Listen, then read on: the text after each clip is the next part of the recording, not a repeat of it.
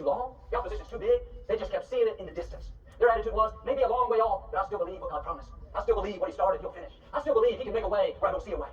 They welcomed it by faith. When the promise is far off, doubt will try to fill your mind. You can't have the baby. You saw the report. You'll always have this addiction. Everyone in your family struggles with it. You can't start your business. You can barely pay your own bills. If you agree with the doubt, it's going to push the promise away.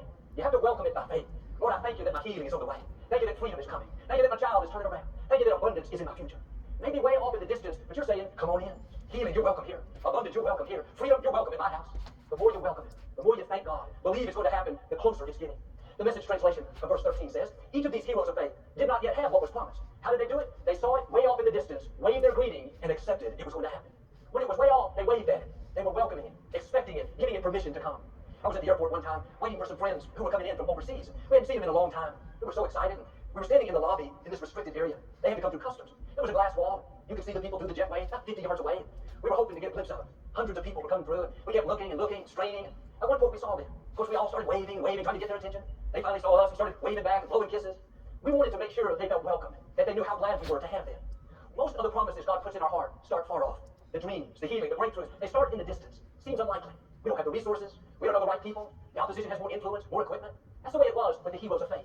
Every thought said, the giant is too big, David. The fire too hot, Shadrach, Meshach, Abednego. You've been sick 12 years, woman with the issue of blood. They had every reason to get discouraged, think that it could never happen. But they understood this principle. They saw it in the distance and welcomed it by faith. Your healing may look far away. Your freedom, your abundance, meeting the right person may look a long way off. What am I saying? Don't get discouraged by the distance. Get up every morning and wave at your healing. Wave at your family's salvation. Wave at your freedom. Wave at that spouse you've been dreaming about. Wave at your abundance. You have to give it permission to become a reality. Let it know that it's welcome.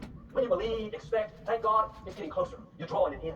But too often, we let the distance cause us to quit believing. There's no way I can get well, Joel. You should see the report. My family can't be restored. There's so much strife. The distance is a test.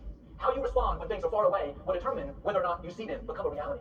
Maybe a long way off, but that doesn't mean it's not going to happen. Promises start in the distance. Healing starts in the distance. Dreams start in the distance. The enemy would love for you to let the distance talk you out of what God put in your spirit.